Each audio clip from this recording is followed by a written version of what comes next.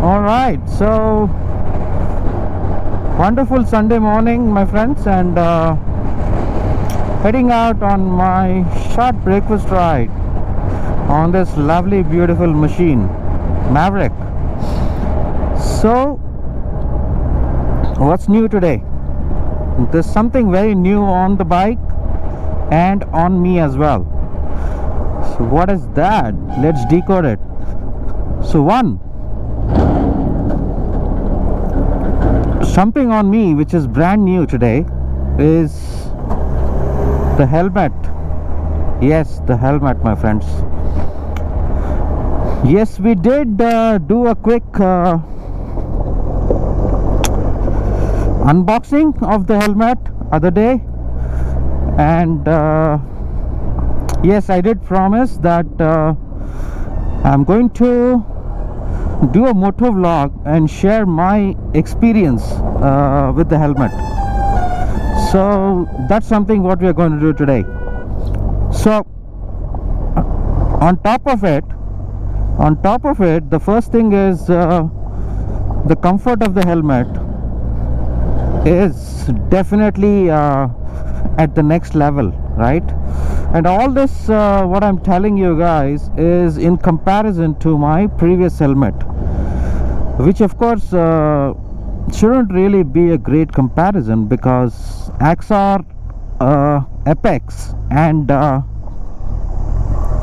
what I'm wearing now, LS2, Challenger, FF327 are placed way apart in terms of spec and also pricing. So this helmet typically retails at 18,500 rupees in India, and definitely, my friends, the comfort of this helmet is or rather can be felt right from the word go. So everything is multiple notches above. So yes, that's about the comfort, and that's about all those things. And now what I'm going to try out today is try out some high speeds, say 100 plus, and see how the insulation is, right, in terms of noise insulation. So that is something which was a pain in my earlier helmet, Axar. Even at 90 or 100, I used to have a lot of wind noise into the helmet, causing a lot of discomfort. So yes, I hope I'm able to resolve that. That was one issue. And the other was, so I don't know what it was, the shape of the helmet or the padding or whatever. Over an extended usage, I used to get a pain on I think one side of my ear, left or right, I don't remember now, but it used to be terrible. And after that, I literally had to remove the helmet and keep it aside for say 15, 20, 30 minutes before wearing it again. So not sure what was going on, but there was some issue. And I also heard that you will need to choose helmet based on the shape of your head. Yes, we never knew this. I never knew this, at least. Many of you might have known, but I never knew this, and that's a very, very important factor, my friend. So you need to choose the helmet shell shape based on your head shape. So that I didn't know. And of course the sizing has to be spot on with the tape measurement, etc., etc. So all that is very, very, very, very important. So yes, I'm heading towards Hosur Road at this point, and we will get to the highway in some time and talk more how this helmet feels at a higher speeds. And I'm also going to show you what's new on the bike, so please stay tuned. So I've been testing the noise insulation on this new helmet. I did about, see, nothing I can feel at this point in time. I'm going at 86, right? I hope you are able to see my dashboard. It is at 86, or rather whatever, 70. So nothing I can feel at this point in time. Absolutely pin drop silence inside the helmet. So now nothing yet, nothing yet, nothing yet, nothing at 100, 0.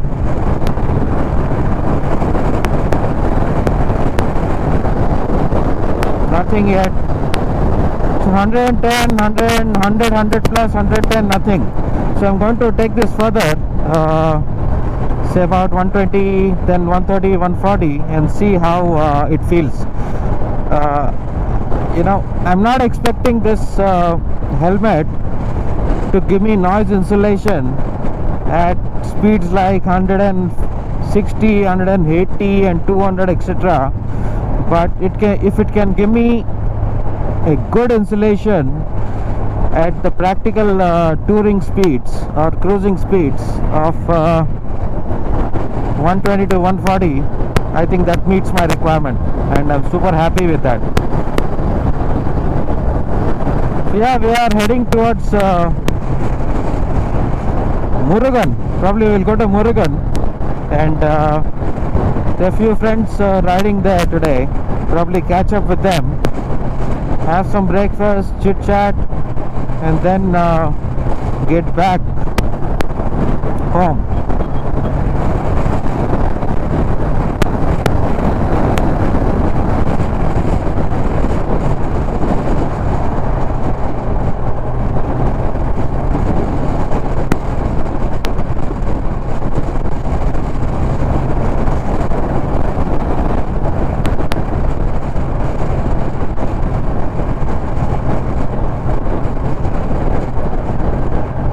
Beautiful Sunday morning ride, my friends.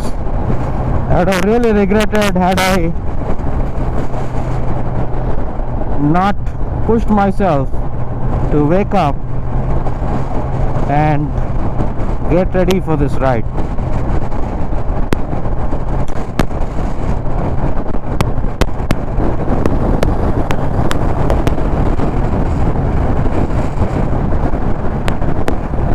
And yes, it does get quite warm and hot nowadays,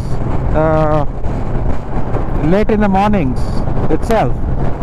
So it's going to be, I think, 8 a.m. But I think it really gets hot post 10, 11. So just plan to be back by then.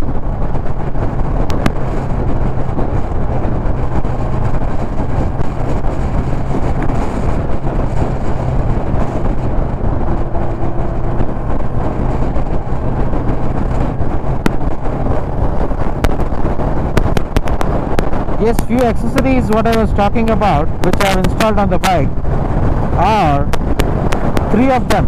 I did this last week, so I made 3 mods or new accessories on this particular machine. What are they? The first one is the BMC stock replacement air filter. Right? Why did I do that?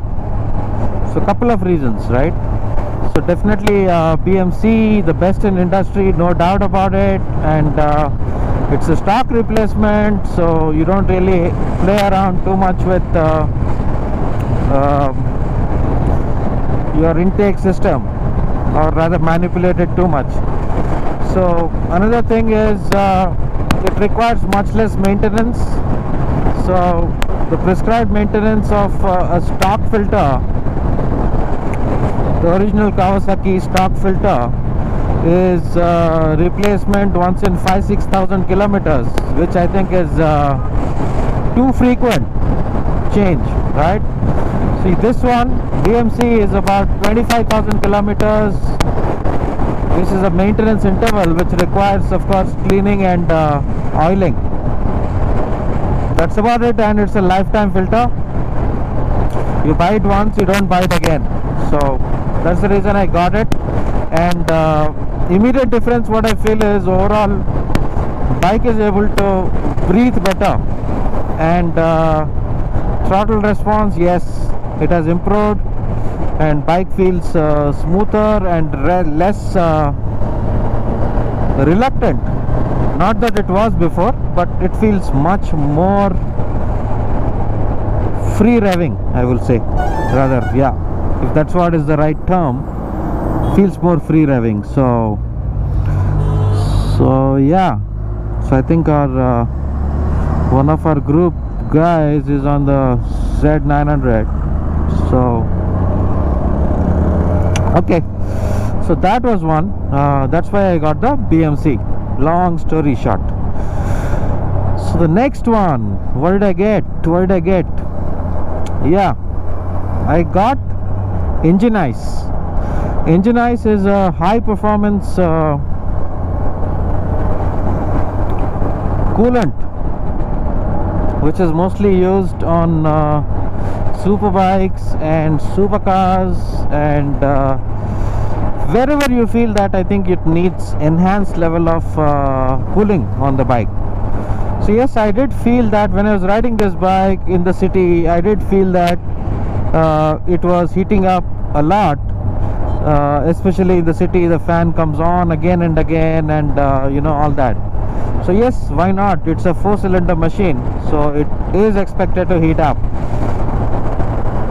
You cannot expect it to run cool. So what's the difference now after installing Engine Ice? Yes, the number of times the fan comes on is much lesser, and also the interval the fan runs when it comes on is also lesser. How am I able to say it, right? I got this installed last weekend and I rode the bike in the city, so I was able to compare the difference between how the bike used to behave with stock coolant which comes from the factory, which is the green color one. Probably it is Motul or Castrol or whatever. So yeah, so overall I think that's feeling good, definitely, no doubt about it. And the third one is the traction pads. Not the tank pad, but the tank traction pads, which comes on the sides, right, to grip the tank. So when you sit on the tank, you are expected to grip the tank with your thighs and knee support, right? So if you don't have traction pads on the bike, you would not be able to grip it to an extent you would love to, so that you can grip the tank with your thighs and legs and keep your hands light on the handlebars, which will not add to fatigue or tiredness. Otherwise, what happens typically is if you don't grip your tank with your thighs and knees, you tend to put a lot of pressure on your wrists, on your arms, on the handlebar, and which really tires you out. So yes, that is something which is installed, and yeah, all feels good with respect to the add-ons what were done last week. Okay, now let's do a run to 140 and see how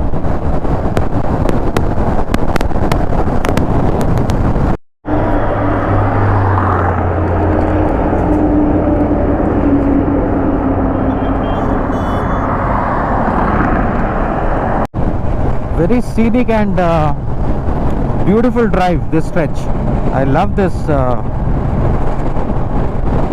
twisties, very scenic.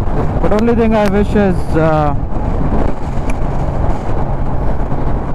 these huge trucks and this much traffic wasn't there.